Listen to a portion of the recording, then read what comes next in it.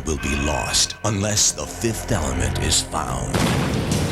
Find it on the Sci-Fi channel with Bruce Willis, Gary Oldman, and director Luc Besson. We've built a big visual ride that you go on for 2 hours that is really unlike anything you've ever seen. Plus behind-the-scenes footage in a Sci-Fi channel special presentation, The Making of The Fifth Element, coming up next.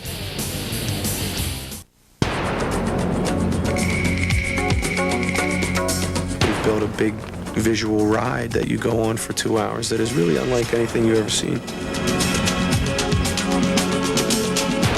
It's just insane and bright. I think the future will be like this. The Sci-Fi channel presents The Making of The Fifth Element. Hi everybody, I'm Mike Jerick for the Sci-Fi Channel on the lot at Columbia Pictures in Culver City, California, where they're launching one of the year's most anticipated sci-fi films, The Fifth Element. Now, this is an epic film starring Bruce Willis, Gary Oldman, and Milla Jovovich. The cast, working with a talented team of filmmakers, has created a unique vision of what the world will be like in the 23rd century. The idea for the picture started many years ago when the film's 37-year-old director, Luc Besson, began writing the exciting story at age 16. When I started to write it, I was on boarding school, outside from Paris, very lonely. So I just create this world. And action! In January of 1996, the talented cast of The Fifth Element gathered in London to begin filming the futuristic story under the watchful eyes of director Luc Besson. The French filmmaker, whose previous movies include La Femme Nikita and The Professional, brings a distinctive quality to science fiction cinema. It's told with such a style and it's very unique. I mean, all these films are. You know, they are Luc Besson movies. You would only have to sit down and watch, if you were familiar with people's work, you would only have to sit down and watch 5 minutes of it and go, it's Luc Besson. I work with two big great guys called Mézières and Moebius, comic designers since 30 years. I think the world that we recreate looks like nothing else you have seen in a sci-fi movie. He told me about this film about 5 years ago and showed me drawings and weird things of these Mangalores and the monsters and things like that, and I just couldn't make heads or tails of it at the time. And he wrote the script and got it all down in story form, and it just seemed like a fun thing to do, like a fun project to go on. It's the eternal fight between the good and the bad. There is this evil coming from another dimension who has another way to live, not the same as us. So the ancient people, 5,000 years ago, find a way to fight against him. 5,000 years later, in the 23rd century, everybody forgot. And then now he's back. Out to save the world from this impending doom is cab driver Corbin Dallas, played by Bruce Willis. As the star of the die-hard action films, Willis understands well the role of courageous hero. Unfortunately, it's still the same set of rules. You can't smack little kids around. You got to be nice to the women. You got to be polite, things like that. Heroics is its own little set of rules to it that regardless of what century you're in, you kind of have to follow, you kind of stay in there. And look, I need on this character someone who is like this for half, but the other half is someone very, normal and very almost shy somewhere. And he played that very, very well. In The Fifth Element, Corbin Dallas must battle his share of felonious fiends. Chief among them, the evil Zorg, portrayed by Gary Oldman. Well, he's the evil one, of course. Another villain to add to the gallery of villains. But he's a comic villain. He basically wants to take over the universe. Harboring a key secret to the existence of life in the universe is Lilu, a supreme being who can help save planet Earth. Milla Jovovich. She's the supreme being. She's the future of mankind, if we give ourselves the chance. She's a brain floating around. She's the one person in the world that uses 100% of that brain. On the Fifth Element set, the cast and crew shared quite a few laughs, despite a grueling work schedule.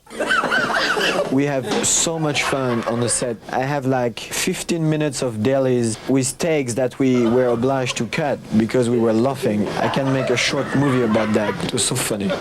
During filming, Besson used 9 different stages simultaneously, jumping from 23rd century New York City to an assortment of outer space settings.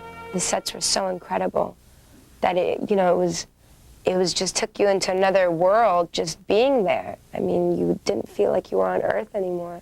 To create this extraordinary new world, Besson needed more than just some great-looking sets. The production demanded the most cutting edge of special effects. We have this problem a few years ago. When we have the first script we have was bigger. The price was, we can't even make the movie. And few things technically was not possible. So we put the movie in standby just to think about it a little. And then when we're back after, it was like only just a year and a half later, all this cost was 50% down just in 1 year and a half. Because, then it was here, the machine was here and things. So then the movie was possible. The digital effects that brought the director's dream to life. Next, on the making of The Fifth Element.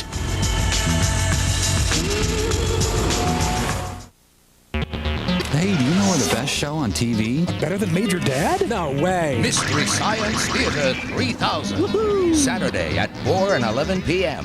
From the making of The Fifth Element continues on the Sci-Fi Channel. When you create a movie that takes place 250 years in the future, you're going to need a little help. How do you build a city that doesn't exist? Well, director Luc Besson came here to Digital Domain, one of Hollywood's top visual effects companies, for helping creating the unique world of The Fifth Element. Digital Domain, located in Venice, California, is a magic factory that's on the cutting edge of motion picture visual effects. Director James Cameron co-founded the effects house. His own big-budget film, Titanic, will make liberal use of Digital Domain's wizardry. So I went to see Jim Cameron, which was a friend of mine, a director I really like. And he said, if you come in Digital Domain, because he's one of the owner of Digital, he said, you will have the #1 position, and I will take care of you personally. And he was very, very clever, because I have almost 200 technicians working on my movie the last few months, and he need this guy for Titanic, and he was very nice, because he was like this because he need my guys, but he never, he respect his word, and he just, push them to go faster, but he never take my guys to put on his movie. He was very respectful, and I would like to thank him for that.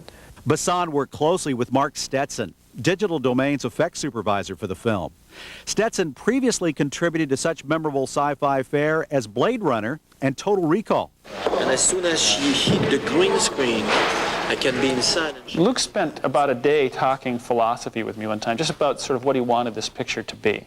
And he talked about the sort of cycles of achievement of mankind, and he wanted the look for this picture to be that of a sort of a hopeful and successful progress of man. One of Digital Domain's primary responsibilities was creating more than 30 major models for the film. Everything from 23rd century New York City to a large luxury cruise ship. Visual effects producer for The Fifth Element, Dan Lombardo. What Luke did is he designed these models over years and years of multiple different designers, arriving on finally one version, and it might have been a collaboration of many versions. And so they're designs that you've never really seen before.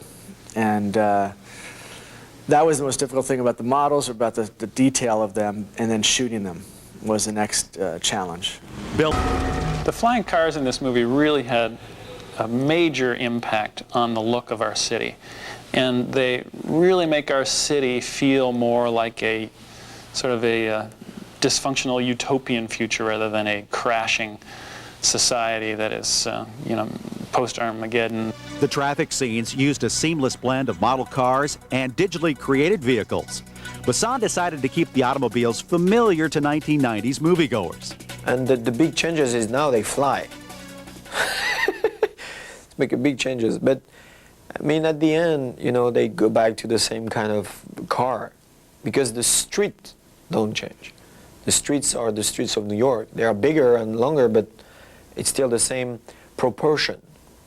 So the cars still have the same proportion. So yeah, they still have a look from today. Luke had built a cop car and a cab full size to do the primarily the interior scenes, but also the tight exterior scenes of the cab chase. Luke's a great action director and knew what he wanted in terms of the cars and how he wanted them to behave as, you know, the sort of personality of motion of the cars. The flight dynamics we, you know, patterned after aerodynamic and reactive flight dynamics, as you might imagine a hover vehicle like that would have. In this car, and in a cab, and a flying Thai takeout food boat flying around. So there was always something going on. And all of it came out of Luke's mind, all of it out of his twisted little mind. Perfect weapon. This future is very funny at the same time. It's very comic. Phone? Even the guns are funny. The guns that Gary tried to sell, the ZF-1, who is unbelievable because he can do so many things. So much imagination for guns today. And missiles also, who can hit everything.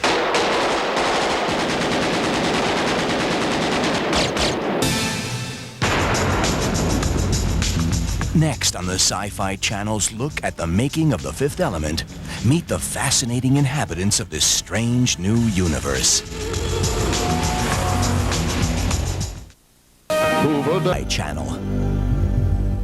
Throughout the past year, director Luc Besson has been working carefully in an edit bay, assembling footage of a futuristic Earth and its inhabitants. And in The Fifth Element, Earth is not the only planet with living, breathing creatures. The filmmakers have created intriguing new worlds full of fascinating characters that are both human and non-human. Well, the look changed a lot from the first day that we started talking about it till the day we finally actually did something about it. You know, I mean, we did so many different tests and worked with a few different people until he finally was happy with the result. And then we dyed my hair, cut it, bleached my eyebrows, looked like a crazy monster. It's cool though. What is your... I was learning it, I would write him notes and stuff and send him faxes and leave a message on his machine in the language and stuff just to like practice. It was funny. What do you want for lunch today? You know, like the Lulu language, he'd be like, oh God, shut up.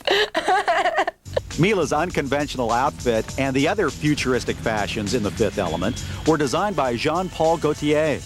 Jean-Paul Gaultier is a sweet angel. He designed, I don't know, maybe 200 or 300 costumes for the movie. I have this souvenir with Jean-Paul, like the day we have this big, huge crowd, like 900 people. He was at the entrance of the set and he was checking the 900 extras one by one before they come in the set. He was like a police control, you know.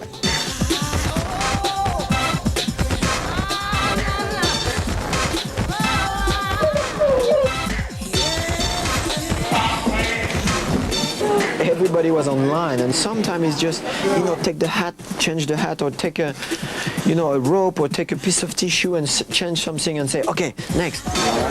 Nice. It takes like 2 hours and a half for him just to check all these people, and he was like sweating for 2 hours and so excited, and it was, you know, it was a very great experience. Wanted me to wear was way out. And I was like, hell no, I ain't wearing no dress and I ain't wearing no this. It was a trap, in fact, because that's not the one I want him to buy. I have another one, a little less, but it's still wild. So I show him the worst one, so he freaked out.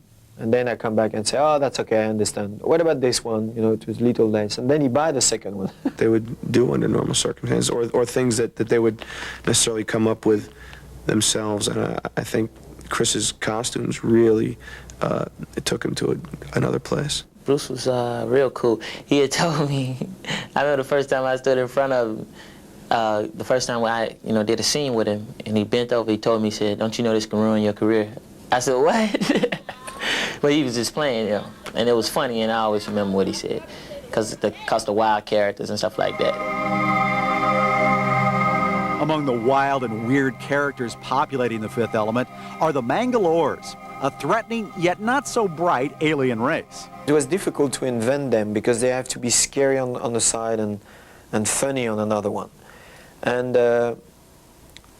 so we decided to make the face scary, but to make them play as actors, to make them play in a funny way. We work with the dialogue and say, okay, yes, I like when you move your here this way, or when you do this, or when you do that. It's good for this part, but not for this one, and it's a very long process and a lot of rehearsal with these guys. Look at my fingers. Look at my fingers. Look, 4 crates, 0 stones, 0 crates! I have like 20 Mangalores. I know their faces one by one. I know Aknot, Akanit, Kino. I know all these guys, and I can recognize them. The problem is I don't know their real face of the actor inside. And I know the 20 actors by face also, but I don't know which one play which one. And it was very confusing for me, because sometimes they say, "Hi, Luke,"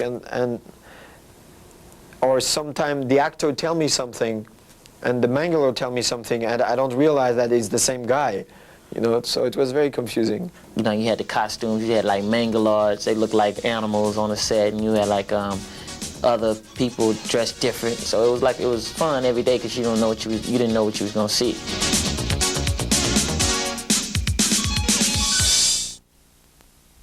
Let's play. King of the Fifth Element continues on the Sci-Fi Channel. As you've seen, Columbia Pictures has invested a lot of time, effort, money, people, and patience to make this very elaborate sci-fi movie. You might call them the 5 elements of movie making. Where the Fifth Element will rank in terms of sci-fi classics remains to be seen. Bruce Willis feels audiences should judge this film on its own merits. This film was a lot more about the ride, about the big roller coaster ride that Columbia and Luke and the actors and the special effects people built for everybody to go see. Boom, boom, bam, boom, boom. I think the movie is really different. Even the way to say the story and everything. So they have to accept it. I think they have to go for a ride to say, okay, let's forget Star Wars, let's forget everything. This is different. This is another planet. And they just have to let themselves go. Like a ride. It's really, you sit down, you put the, buckle it and go. And just, enjoy it. Just fly in these things.